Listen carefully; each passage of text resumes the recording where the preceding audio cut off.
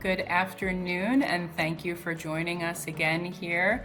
Mindy Segal with Envision Strategies, a principal here with Envision, and I am lucky enough to be joined today by Dana Mims. And Dana, you and I have had the chance to work together, I think, over the last year and a half or so at this point Absolutely. at Bucknell. So why don't you introduce yourself and tell us a little bit about you and your role and where you work?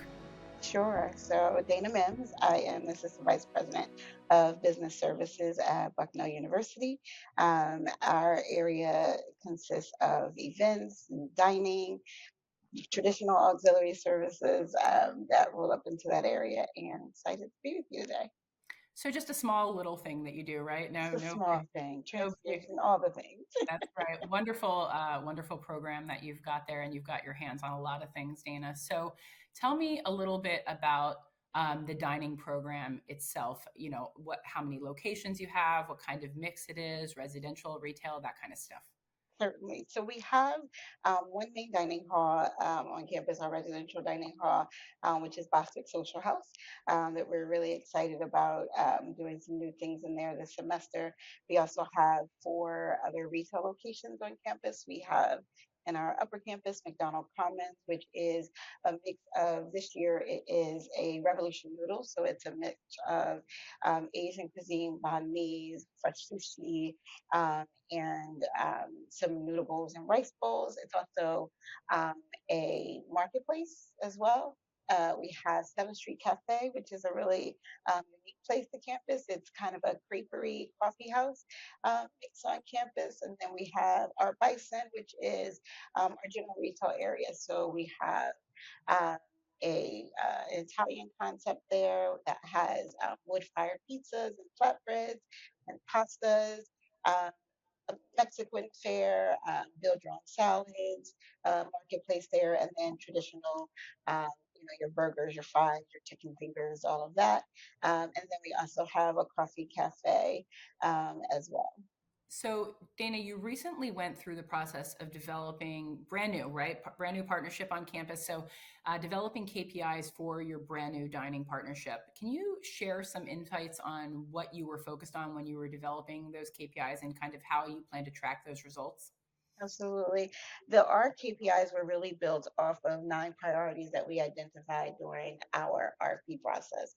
And so, how we will track them, how we built them really is kind of categorizing them out from those 9 priorities, making sure that we are consistently getting feedback from our campus community on how we're dealing with those things that they said from the very beginning before we even chose our partner, what they said was important to them. So our KPIs were really built around those 9 priorities. And then in terms of tracking and managing them, we identified a metric of for each of those, so a scale that we will weigh against the success of how they've been uh, transitioning throughout this year. We'll set some baselines this year as well as some goals. So not just status quo, but certainly setting some goals that are necessary for this coming year. Again, surrounding those 9 key priorities, and then depending on the priority is how we're weighing them and how we are assessing them. So for example, thinking about our sustainability initiative. And so, how our chosen partner is working with our university farm, Mhm. and how our chosen partner is incorporating locally sourced ingredients, and what percentage of those ingredients are from some locally sourced areas. So, really just taking each of those. Metrics and tracking them on an ongoing basis. Some of them involve full on university feedback, so doing some surveys, doing the E360 program to really understand what our students are seeing and how they are evaluating the program, and getting that feedback and then weighing that against the levels that we set. Nice nod to the E360 program. I didn't even have to pay you $5 to say that. So, thanks so much for that. With the KPIs, I think also when we talked about them, the most important thing to remember is that they shouldn't be a look back, right? We don't want to say Absolutely. at the end of a year, how did we do? You want to be continuously improving. You want to be Absolutely. continuously looking at those so that as you're looking each month, especially in a new partnership, but it's important for the entirety of the process that you're course correcting and that you're making changes as you go, right? So the point of Absolutely. having those KPIs is to be able to always kind of have a focus on what you should be doing to continue to improve. And it sounds like you're really setting yourself up for success with that too.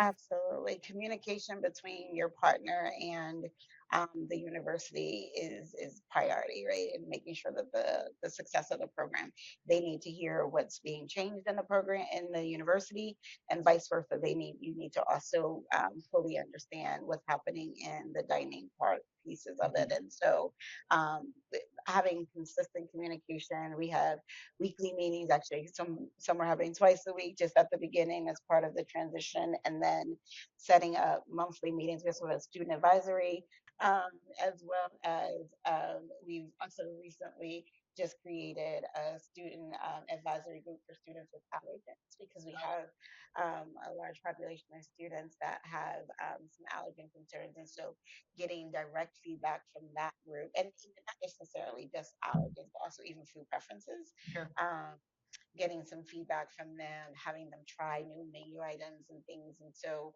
a group that can meet regularly with both us, the university, and then also with the dining partners so that we can keep track on how well we're doing. We're not just waiting till we get some survey results to be able to tell us that. So it's an ongoing, multiple levels of assessing the program. That's a great opportunity actually to talk about, because this speaks to those creative approaches. So tell me about some of the creative approaches that are working well when you're looking to engage students and other customers on campus and create these memorable experiences. I think making sure that you have a dining partner that's accessible.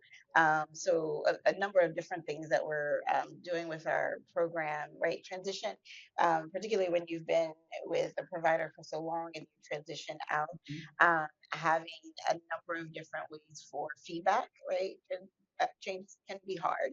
Mhm. And so um, making sure that there are multiple ways that the students and the university community can give some feedback, whether it's both to the dining partner, but also to the university, right? And so a number of things we're doing is um, have a new program talking about you spoke, we listened. And Mhm. so it's an opportunity that they can give really direct feedback. There's also a text to chat where you can give some feedback pretty immediately and get some resolve for some feedback. And then one of the positions that were created as part of that came out of our RFP process was our culinary liaison. And Mhm. so having this position that will meet with a number of different student groups where they have direct feedback to the dining team, to our RDM, and then also to this liaison that can speak to some of the authenticity of the recipes and the menu items that are being offered on campus. Having that direct connection with them and an ongoing and a standing meeting is a great opportunity to also get some feedback consistently. Yeah, I am glad you brought the culinary liaison role up. Obviously, we developed that for your campus, and that was from direct feedback from various committee members, especially students. And one of the things that we kind of learned during your process that was pretty unique was that we often think that it's a great thing to ask students to bring family recipes, if there's something that they're looking for Mhm. specifically. And some campuses that works really well for. And some campuses, students are already so put upon and have so much to do. Absolutely. And oftentimes, when you're looking at authenticity, one of the things that I learned during my process with Bucknell was that often when students are looking for really authentic recipes that are not easy recipes to find, they might be from family members who are speaking English as a second language or don't have it Absolutely. written down, and so it's not as easy as just giving someone a chocolate chip cookie recipe that you can find anywhere. So we Absolutely. created that culinary liaison role so that there was someone that did that work in advance and said, you Absolutely. said you wanted arepas. I found like 7 great recipes for them. I'd like to taste you on them. And they're communicating with the dining team and the students as that go between. And really, I think that the students on your committee said, they valued that idea so much because Very much so. they knew that someone was thinking about them, and it wasn't just something that was coming from a database, but it was something that they could express what they were looking for and then have someone do that work for them. So I'm really excited to see that role unfold. Absolutely. And I think having the management team, right? Not just a Yes. consistent meeting with the management, the RDM, but also with your executive chef, with our dietitian. I can't tell you how invaluable our dietitian has been fantastic in terms of meeting with students. And she's been meeting with our university dietitian, and then she is. We also have this dining dietitian that can meet directly with our students in the dining hall, right?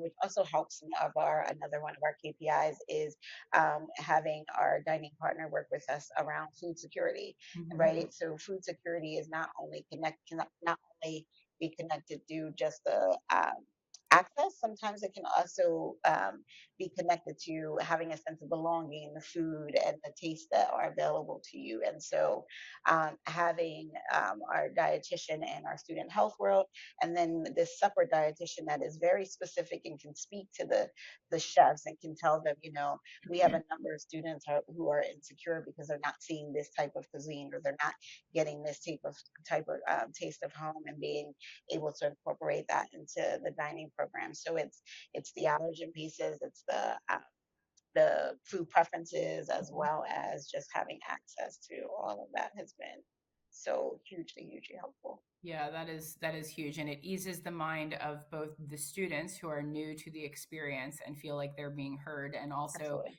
that, and I am a parent of several college students, right? So it eases the mind of the parents to know that someone's looking out for their students as well. So it really hits on so many different points, and Absolutely. that dietitian role for you and the culinary liaison role and how they play into the overall dining management structure, I Hmm. think that's really going to be key to the success of your partnership there for sure. Absolutely. Absolutely. So, just talking about collaboration a little bit, one of the things that we talked about quite a bit during your process was transparency, Mhm. and how important. And transparency is one of those buzzwords, right? And it means different things to different people. But we really tried to identify what transparency meant to Bucknell during this process. So, what do you think with this brand new relationship with your partner is the best way to ensure transparency between you and that partner that you're working to establish right now? I think again it goes back to communication and open, honest, right? We've said to building the relationship and the connection with the partner, though, don't just bring me the good, right? Bring me the bad, bring me the potentials as well. I think you and I even talked at one point during the transition is about getting closer to our opening dates, asking our partner like, what are the things that we need to be mindful of, or what are some of the things that may still be keeping you up at night that might not quite be ready, right, for opening, and how do we communicate that out? What are some of the things that we can do on our end from the university perspective to help prepare the campus community for some of the change or some of the differences? And so I think making sure that your partner knows that it's not just bring me the good, it's bring me everything so that we can work together, right? It's not you don't want it to be a blame game. You really want I really love the idea of it not just being your dining provider, but your dining partner. You have to be in it together.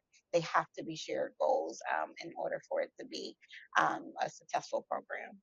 Dana, you're warming my heart with all this stuff that we've talked about. It's I'm tearing up a little bit. I listen. You more than listen. You're like living the experience. You're doing so awesome. Absolutely. It's been so good. Yeah, I'm so happy to hear all of this, and I think that one of the things that you said that really is important, that I hope that people listening to us will hear, is that it's important to hear the bad stuff too, because you can't work together to fix it if you don't know what's going on. Absolutely. And the worst way to find out about the bad stuff is through somebody else and not your dining partner, right? Like, 1,000,000%. let me hear about it and let's work together. Anything that I think that when you're working in tandem, you want to be able to help, try to find solutions, because this is your home. Bucknell is your Absolutely. home, and they're guests in your home, and hopefully as they, time goes on, they become this kind of like woven into the fabric of the community, right? Absolutely. But it's so important for them to be able to have an open line of communication and say to you, hey, this is coming, we're doing this X, Y, and Z, do you have any other things that you can think of that we might be able to do? And your team has been great throughout that process, and that kind of talks about that last part of the question I have here for you is building partnerships with other campus constituencies, right? Like there are so Absolutely. many people that touch the dining program every day. Absolutely. So if Absolutely. you know it, then you can share that information with others, and then nobody feels surprised by it. Absolutely. I think about our transition process, and we went, Lori Wilson, who's the executive Mhm. director of our business services, and our dining partner together went on this kind of, we've called it our campus tour, right? And so it was meeting with a number of different campus constituents. So academic assistants, meeting with our student affairs team, meeting with our admissions team, and all of that happened prior to open, right? Mhm. So really getting in front of your campus communities, those who have that are forward facing and student facing early and often, so that they understand the program, because then they also then can put that information out, right? They can, if they're getting feedback or hearing something, it builds that connection, so they know to send it to you, so they know to reach out to our dining partner, so that we can get ahead of it if they get to it or hear it before us. We've had a number of members that have been in those kind of listening sessions that have said, I heard this, and I know you said this when we met, and this Mhm. doesn't quite sound right, right? And so, as opposed to them knowing nothing and just, they could just go into an assumption that it might not be true. But because you did those listening sessions, it gives them that opportunity to say, I know I heard something different, right?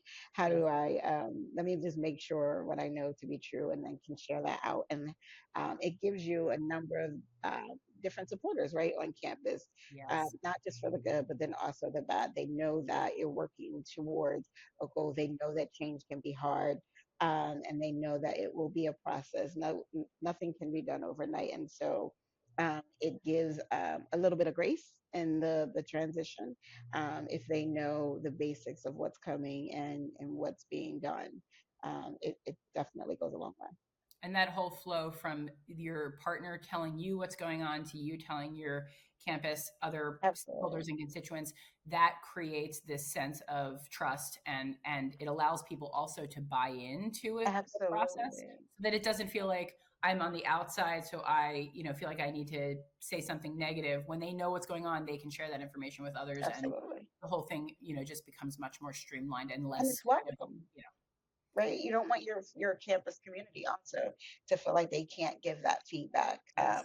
just because of the newness of the Yep. partnership. You want it all. You expect that everything can't be perfect, and so give the feedback and let's address it rather than sticking our heads in the sand and hoping for the best a year from now.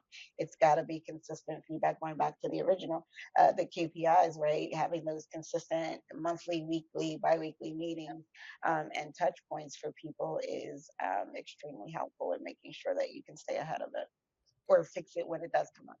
Well, Dana, I have to say, it has been such a pleasure to work with the Bucknell team. You've all been so amazing from the beginning, and I'm actually excited that I get to stay on with you a little longer, even though we get to talk less We're now. excited too.